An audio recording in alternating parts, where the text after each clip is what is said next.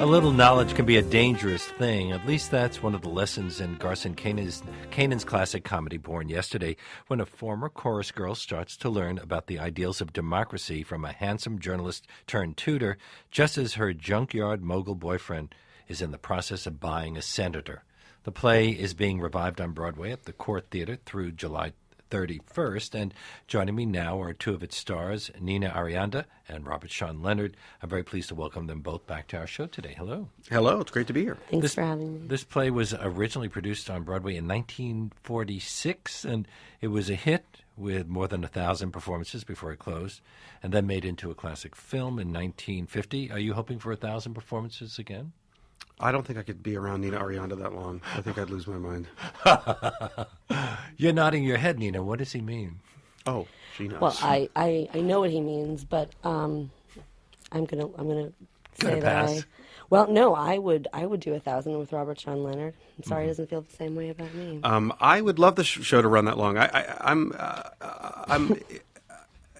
I'm always surprised when anything like this gets done on Broadway. I'm thrilled that it does, and I'm thrilled people come to see it and love it. I mean, they're old plays that I adore, and it's just a miracle to me. I wonder if James Belushi would want to do it. He writes at the end of his bio in the playbill, he resides in Los Angeles with his young family. He misses them dearly, but his German Shepherd Cash is the one waiting by the door for him to return. I look forward to meeting Cash. He's the one member of the family I haven't met yet. Had you seen the film starring Judy Holliday and William Holden? Yes, and Broderick Crawford? Many times. I don't think Nina's even seen it. I haven't seen it yet. No, I'm going to wait until the end of the run. Were you afraid that you'd be affected by Judy Holliday's performance, which is magnificent? I think so, yeah, because the word iconic is pretty scary for me, and I kind of decided that if I'm going to do this, then I'll go down with my own decisions, I think, you know. Well, Robert, there's a lot of wit in Garson Kanan's play. Did they change much of the script when they adapted it for the screen? Oh, they didn't change much. They omitted a lot. The film. I'm not a fan of the film. I think Judy Holliday's remarkable in it. I think William Holden is he is a walking icon. He's just and a talking one too. Yeah, that guy just walks down the street and flowers bloom. He's one of those people fall on the pavement and wave multicolored flags, as my dad would say. So as you can imagine, I had no trouble stepping in those shoes. But I think the film is rather tame and a bit dull. I think Broderick Crawford's over the top. I mean, he always spoke very highly of my work, but and they omitted a lot of the sexuality. There's a lot of heat in this play, and a lot of blood, and sex, and that was Hollywood at the time. Yeah, they had to. And the film, I think, is quite tame and nowhere near as interesting and entertaining as the play. Well, Nina, this is your Broadway debut, and you've been nominated for a Tony, so congratulations. Thank you. Did you have specific inspirations for your portrayal of Billy Dawn? I don't know. I surrounded myself with certain things that I think possibly inspired me. I wouldn't say directly with the character, but I listened to a lot of Dolly Parton and Cyndi Lauper. And still listens to them quite a bit, I can tell you, from having a dressing room down the hall. Yeah, and Mule Skinner. Mule Skinner is Robert's favorite song that I play in the dressing room. That's a tough one. But I kind of surrounded myself with their music, and I have a lot of admiration for them, just as women as artists. And although even Cyndi Lauper's Brooklyn accent is not as pronounced as Billy Dawn's, because it was a different time. And a Brooklyn accent was much stronger in those days. Right. Especially at the beginning of the play, Billy Dawn is a very familiar character. Is there a danger of making the whole play into one long, dumb, blonde joke, or does the script steer you away from that? I think the script steers me away, and I think that with each question that she's asked, I think that she grows in a different direction. Although I don't actually remember her saying she wasn't born yesterday. No, thank so God. She doesn't say it, but I guess the title tells us that she's thinking that. There's a progression in the script that I've always loved. I'm lying. I've loved it since I sort of found it in rehearsal while watching them. But where the character is with the senator, has come to visit the big senator, and she says they mention the Supreme Court, and she says, "What is it?" Mm-hmm. And it gets a big laugh. And there's a line later where one of the men says the killer or the hell of it about her, the hell of her stupidity, the hell of it is she doesn't realize that she doesn't fit. And then later my character says, listen, I'll show you around Washington. And the first thing she says is, do you know this Supreme Court? I want to take that in. And which shows me that he's wrong. She does know it, which is, to me, the key to why the character is so fun to watch. She knows exactly that when she's not fitting in, and does note it, and does want to change and grow. And well, at the beginning, she says she doesn't need to know anything because if she wants something, she just asks for it. She has two mink coats. Right, but I don't think she knows what to ask for. And I think that's kind of... Later she discovers there are things she wants to know. Right. Your character, Paul Varel, is a reporter who seems to be both idealistic and practical. He believes in the ideals of government but recognizes that almost everyone falls short of them. He's almost more weary than anything else. Yeah, I would say over anything else that he's tired. And when he's called back, when Billy Dawn's boyfriend calls him back for an interview and asks if he will spend time with her and put her wise to a few things, as he says, I think he takes it on because he's lonely, he's bored, and he's disappointed.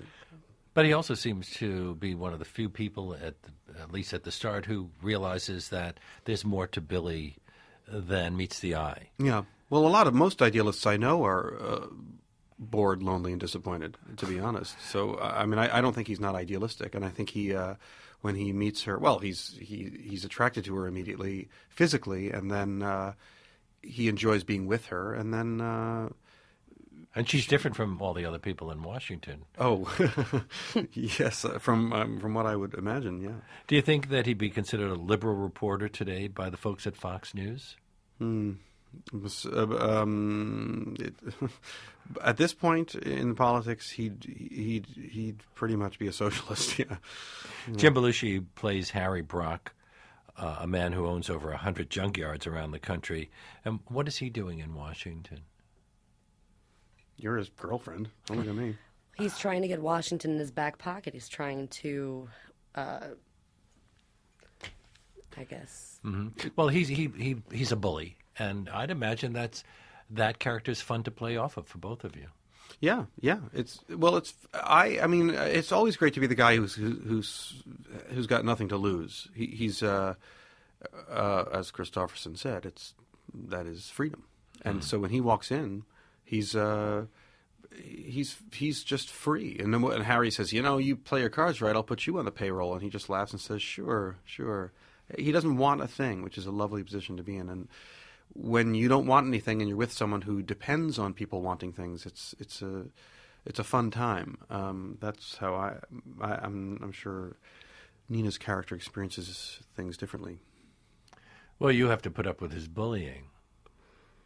Yeah, but she's decided to put up with that. That's what the remarkable thing is about Billy to me, is that she has decided to make certain things more important than other things, and she kind of goes along with it, and she accepts being treated that way because of minks and because of material things that she puts value on.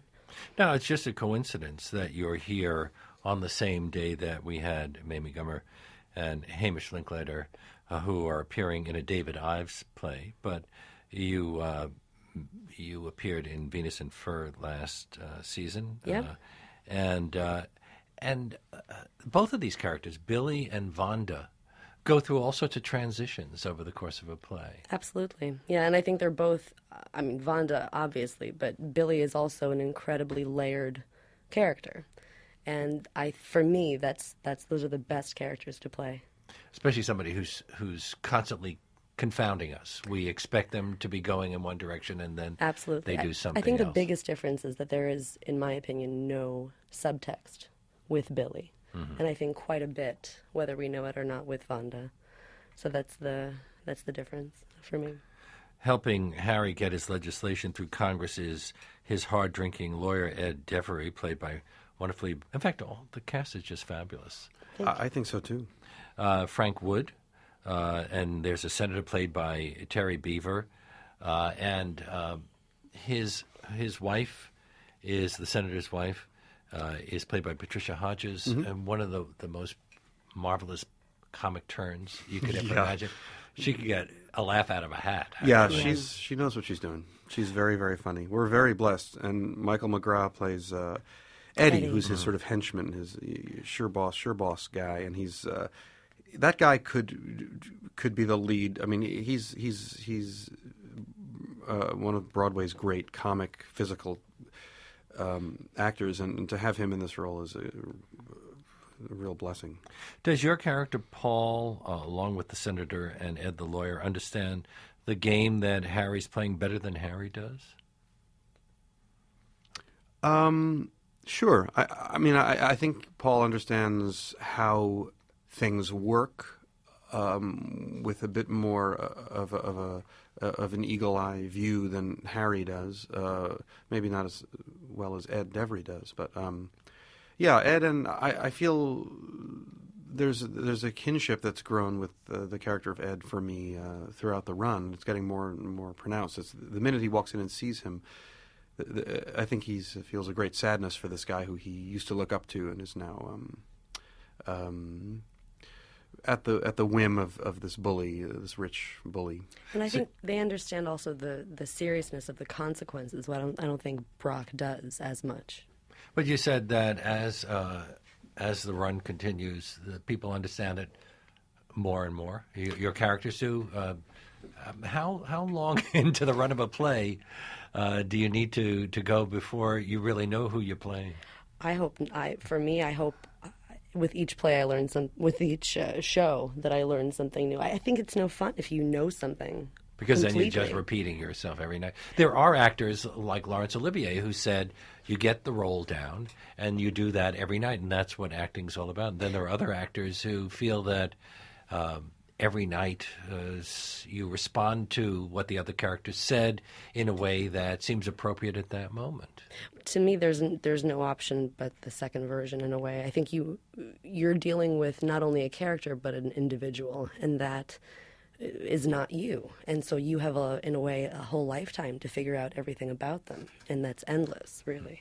So it's so fun every night to discover a new whatever it is, a new way of looking at something. Well, you have until July 31st to understand Billy Dawn completely. I can't wait. Some of the references in the play may seem a bit dated, but the idea that money can buy power in politics is just as relevant today as it was in 1950. And were you surprised by just how contemporary some of these things sounded 65 years later? I was not. Because there were some bitter laughs from segments of the audience at some of the references when I saw the show. Sure. Money is pieces of paper with ink on them. It's not, all it is power. It just means power. It's when you have something other people want, and it's in your power to dole it out to them. That's all money is. And in any country, no matter what the money's called, that's what it is. So the fact that people find it surprising when money, waltzes with power, I've always found odd because it seems like a given to me. Well, Harry is very free with his generosity when he wants to buy somebody. When he offers people $100,000, and you realize this play was 1946. Yeah. Wow. That had to have been okay, I'll give you a couple of $1 million. Right. Yeah. When he says to me, at the end, he wants me to finally give in, and he says, how does $100,000 sound or something? And, today's, that would be about $1 million or maybe even more. The audiences at that time must have really gasped at the fact that... we won't tell whether your character turned the money down, although I think we could probably figure that out. And that's true in the hotel room. In the very beginning, I say it's $235 a day, which would be about, I don't know, $1,500 a day or something. Which actually isn't more than that. I guess it would be. A couple of thousand. Yeah, and then, which actually isn't that Well, people were shocked by how much DSK was paying for that hotel. You can pay $5,000-$6,000 a night nowadays. Yeah, exactly. There are a lot of props that are written into the play, cards, books, dictionaries, and you get a lot of laughs out of them. Do Did you sort of discover the humor in them throughout the rehearsal process? Absolutely. Yeah, in the gin game, which that's my favorite scene in the play. And I love that hilarious. there's no dialogue in it at all. Yeah, through the rehearsal and through playing with Jim and having a nice back and forth with that, it's great. One of the things that you have to do in a comedy is get the audience with you right from the start. Are there any tricks? Once you start laughing, then they're going to laugh. You have to be good. One thing Doug Hughes, our director, was always clear about with me was that I start the play with a woman named Jen Reagan, who plays the Helen, the chambermaid, and I basically come in and say, who's coming in here? Is his name Harry Brock? And it's about a 2-page scene, and it starts the play. And Doug always made it very clear that it's got to be a strong start. I had one at very first time I read the script. There's a moment where she says, "Hey, look, I'm not the room clerk." When I ask who's staying in here, and I have my response is, "I'm supposed to meet this guy. That's all. I just wondered if maybe he was coming in here." And I was doing a Jimmy Stewart on it, and I thought, it'd be funny if I kind of roll back on that, sort of like, well, just wonder if he's coming in here. That's all. And kind of be endearing to her in that way. And Doug said, that's a really terrible choice. That's not working at all. You've got to be every line you have in the scene has to be a step forward, because the audience is settling in and they want to know they're in good, strong hands, and they don't want any wishy-washy stuff going on. So you've got to be strong. You've got to be good. That's true of any play. The first 2 pages are very, very crucial. And you've appeared in several Tom's Depart plays throughout your career. They can be funny, but they're not comedies. It's hard to label, plays sometimes. Tom is he's, I think, the greatest living playwright we have. I've been very lucky. It's Arcadia, Invention of Love, and Jumpers, and The Real Thing, and he's just the greatest. Most people will, or many of our listeners anyway, will know you for your role as Dr. James Wilson in the Fox show House. Mm-hmm. Just had its season finale last night. Were you shooting House when rehearsals began?